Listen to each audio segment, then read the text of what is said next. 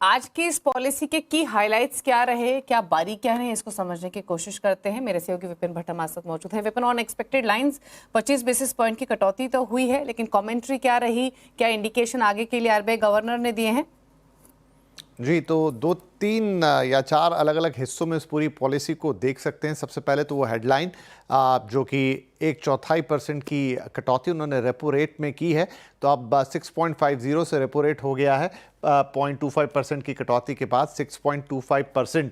5 साल बाद, जैसे आपने भी बताया कि रेपो रेट में ये कटौती आ रही है।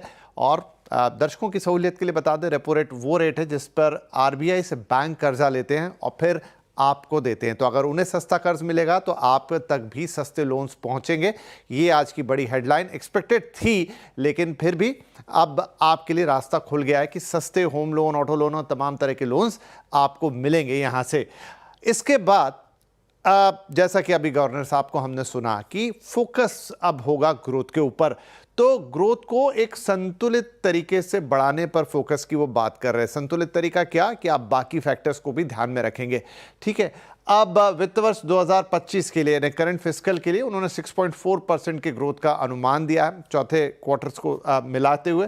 लेकिन जो अगला साल है, अगला वित्त वर्ष है 2026 का, उसके लिए उन्होंने 6.7% जीडीपी ग्रोथ का अनुमान जताया, यानी कि थोड़ी बेहतर होती हुई इकोनॉमी नजर आ सकती है। लेकिन इस बीच जैसा कहा कि कॉशियस लाइन है, ग्रोथ को तो पुश करना है, लेकिन महंगाई पर नजर बनी रहेगी, कड़ी नजर बनी रहेगी, क्योंकि महंगाई इंटरनल फैक्टर के साथ साथ बहुत कुछ एक्सटर्नल फैक्टर पे भी अभी डिपेंड कर रही है। अगर मौजूदा वित्त वर्ष की बात करें तो 4.8% महंगाई रहने का अनुमान है, तो वो जो 5% का बेंचमार्क है उससे नीचे आएगी। और अगले साल मतलब अगले वित्त वर्ष में जाते जाते FY26 के लिए इसके और ईज आउट होने के, थोड़े और बेहतर होने का अनुमान जताया है। 4.2% एक एवरेज 4 क्वार्टर की महंगाई अनुमानित है इस समय सेंट्रल बैंक की तरफ से। अब आरबीआई का ओवरऑल नजरिया क्या है, तो देखिए उन्होंने अपने स्टांस को न्यूट्रल रखा है। इसका मतलब यह है कि आने वाले वक्त में ब्याज दरों को घटाना है, लिक्विडिटी को कैसे मैनेज करना है, रुपया भी गिर रहा है, तमाम चीजें हैं, उनको देखते हुए फैसला लेंगे। इस पॉलिसी में अगर उन्होंने ब्याज दर घटा दी है, अगली पॉलिसी में फैसला अगली पॉलिसी यानी जो 3 महीने का वक्त रहेगा बीच में, उसके हिसाब से लिया जाएगा। तो आरबीआई गवर्नर इशारा कर रहे हैं कि भाई ऐसा नहीं कि एक बार सिलसिला शुरू हो गया है तो आप एक्सपेक्ट करें कि अब ये चलता रहेगा, क्योंकि ग्लोबल अनिश्चितता इतनी ज्यादा है कि उसके लिए हो सकता है कि आज से 2 महीने बाद हालात अलग हो जाएं और आपको कुछ एक अलग फैसला लेना पड़े।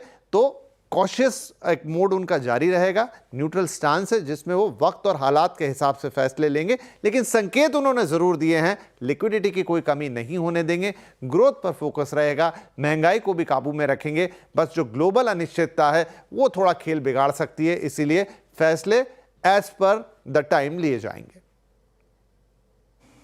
चलिए, शुक्रिया विपिन आपका ये तमाम एनालिसिस करने के लिए और जो की हाइलाइट्स बारीकियां रही वो समझाने के लिए।